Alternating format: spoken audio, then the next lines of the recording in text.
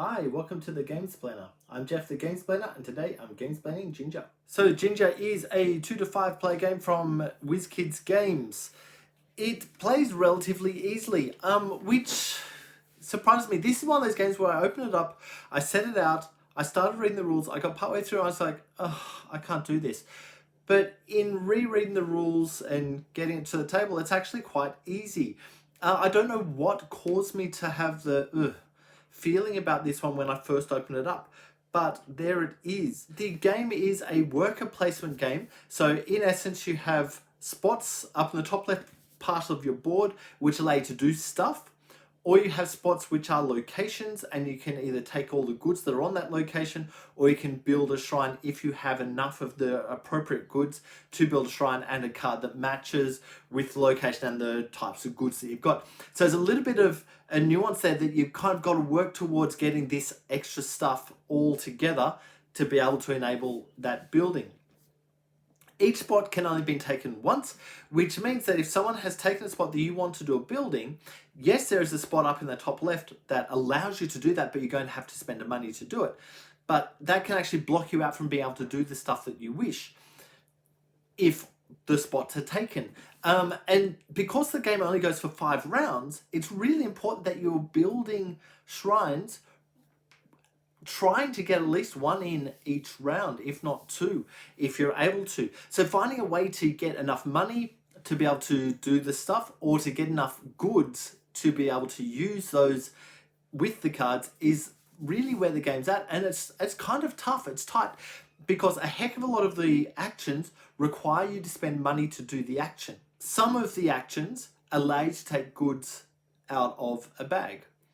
1 or 2 of the actions, depending on how many players you have, allow you to get more money. And the problem is that if you don't have any money, you can't do any of that stuff that's going to cost you money to do. But in order to get the money, you need to have goods to sell, or you need to have shrines down that allow you to get more money in at the beginning of each round or the end of each round. So in between rounds, each of the shrines that has been put down that you have built, they have a thing on the bottom that you will gain.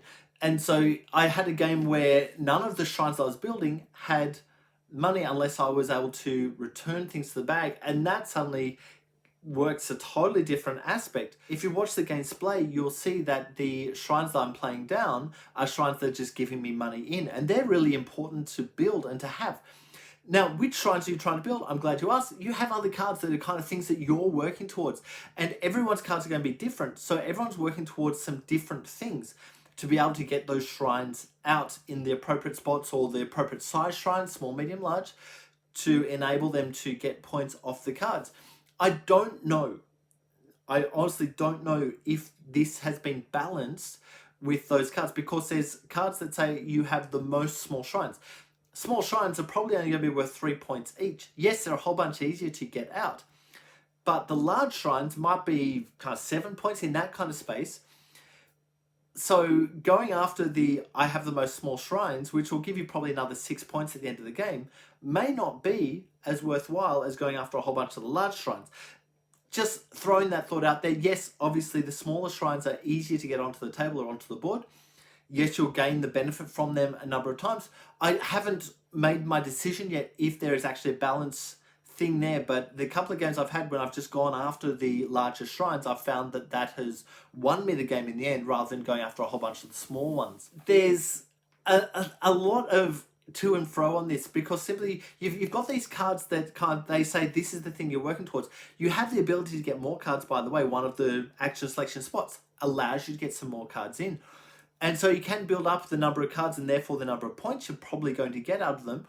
I assume that if you have 2 of the same card, you have fulfilled it if you have 1 shrine on the spot, even though you have 2 cards talking about it. That's my assumption. There's nothing in the rules that state one way or the other. Just bear that in mind. And I think this might be the biggest downfall of this game. There's a couple of those little nuanced little ideas where you could play one way, you could play the other. But it doesn't actually state which way is the appropriate way to play. It doesn't state you need to do this in this circumstance. That's just a little bugbear I've got, that they haven't really looked into the fine detail edge case issues. But, you know, that might just be a me thing. It may have an answer on Board Game Geek. I didn't go searching. for what the answers were, because I'm assuming someone has actually asked the question. Once again, haven't gone looking, so that's fine. But I've gone with best assumption on that thought process, that if I have a card that's looking for one in this particular location, and then I have another card that's looking for one in that location, the same one can count for both cards, is my assumption.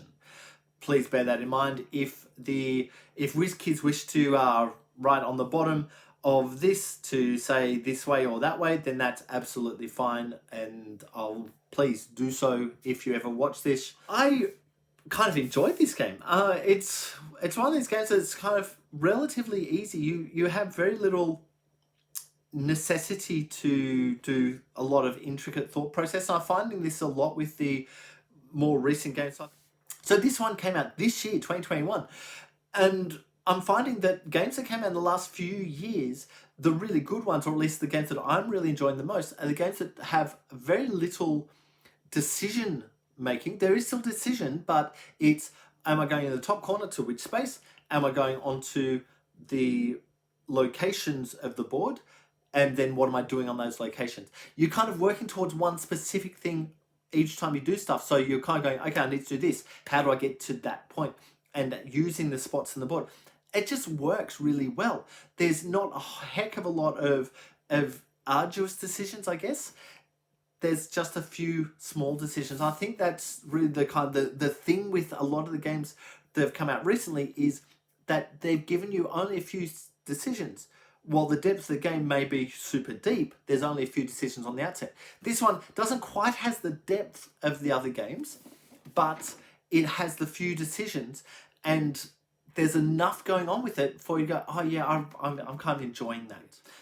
At the end of the game, you're getting a possible 8 extra points for having the most things in a third of Japan. It's kind of like 2 areas here, 2 areas here, 2 areas there. And whoever has the most shrines in each area will get another 8 points. That's actually quite a substantial number of points when you actually look at the things. But going after the cards is probably more pushing you towards the points. If you kind of get towards the end of the game, you've got all the cards that you're going to get, and you've got one more time to do things, and you can do this one or that one. It may be worth thinking, oh, if I do it here, I'll get the majority. If I do it down there, I won't, so I'll do the one up there. That's worth an extra 8 points. It's something to be aware of, but it doesn't seem to have driven my thought process too much whenever I'm playing the game. Now, I'm not sure with a thought like that, I'm not sure if that's a make or break issue on a game. It may be for you that there's a lot of points here, but it's something I never think about until we get to the end of the game, and then those points just happen. And I don't think there's a make or break issue on that. Like, I'm happy those points are there, but I don't think that you can play the game thinking, oh, if I get a majority in here and I get a majority here, I don't think that's a valuable thing to do. The only time it becomes valuable is if you are choosing between 2 locations, as I said, and one of them will give you the majority and the other one won't. It might be worth going after that one, unless playing one of those cards would get you a end of game bonus point thing.